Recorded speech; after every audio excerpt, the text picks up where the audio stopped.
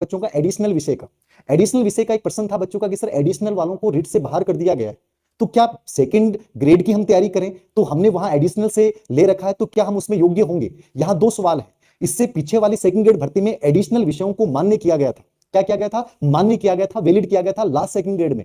लेकिन रिट में यह प्रकरण कोर्ट में गया और कोर्ट के माध्यम से यह फैसला इस प्रकार से इस बार किया गया है कि एडिशनल विषयों को जो है वो ये मान्य नहीं कर रहे हैं। ठीक है, तो ये एक विचाराधीन मुद्दा हो गया। तो मेरा निवेदन आपसे रहेगा कि यदि आप बी सेकंड ग्रेड की तैयारी कर रहे हैं तो आप एडिशनल वाला पंगा अपने दिमाग में मत रखिए कि यदि आप उस सब्जेक्ट के योग्य हैं तो उसकी तैयारी पहले कीजिए। कहीं मन में ये कंफ्यूजन पैदा हो जाएगा फिर कि सर आप क्या करें।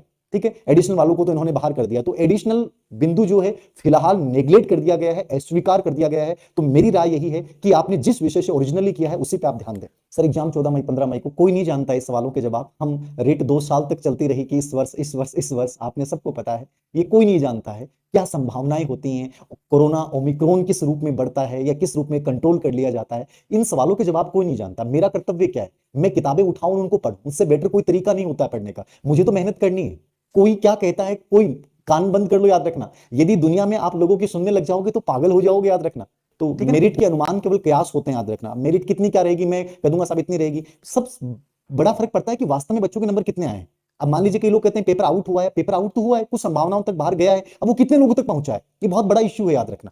तो कितनी मेरिट रहेगी इसकी कोई अनुमान नहीं लगाया जा सकता। ये कहा जा सकता है कि भाई जिसके नंबर बहुत अच्छे हैं, 135 प्लस नंबर हैं, वो बहुत अच्छी स्थिति में है। ठीक है, बाकी नॉर्मली जो भर्ती परीक्षा होती है उसमें 120-22 नंबर जो होते हैं वो बच्चे सिलेक्ट हो जाते हैं। अब इस भर्ती परीक्षा में क्या रहेगा, इसका पैमाना कोई नहीं जानता है कि कैसे क्या रहेगा। तो ये तो आप लोगों के आवेदन करने पे, आप तो रिलैक्स मोड में आवेदन कीजिए, जो आएगा परिणाम आएगा, स्वीकार करना है हमें। ठीक है, रिट परीक्षा 2 होंगी कि 1 होंगी कोई नहीं जानता।